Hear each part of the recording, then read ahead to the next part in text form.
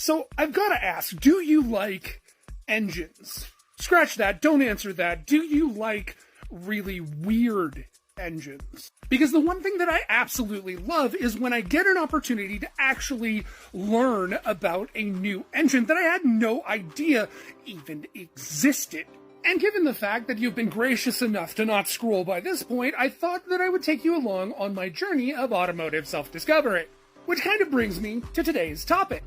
And today I'm going to breach two subjects that I do not normally talk about on this channel, and that is, the first, we're going to talk about a British engine, and two, the fact that we're going to talk about a diesel. Now, the story of the Napier Deltic started in 1943 when the British Admiralty started a committee to petition to have a company build them a lightweight diesel engine for torpedo boats, as the gasoline engines that they had currently had were going to be too much of a liability with supply chains during the war. Also, the British Navy was getting a little sick of their petrol boats so easily bursting into flames, something that wouldn't be as much of a factor with a diesel boat.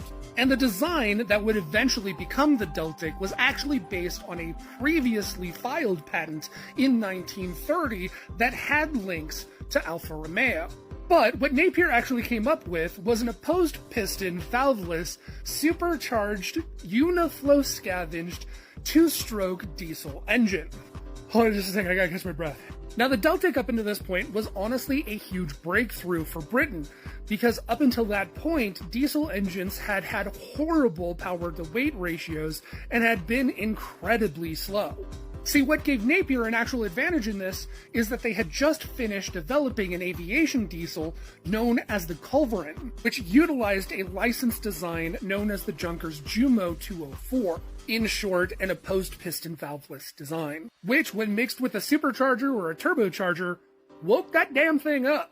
Now, these engines were incredibly well-received workhorses during the war, and actually worked out so well that they actually the entire design got scaled up and they were used in British locomotives. It is said that the engines could be kind of temperamental if they were not properly maintained, and the huge disadvantage to them is that when the engine was kind of at the point where it could need an overhaul, the engines were done. They were one-time kind of use and they could not be overhauled.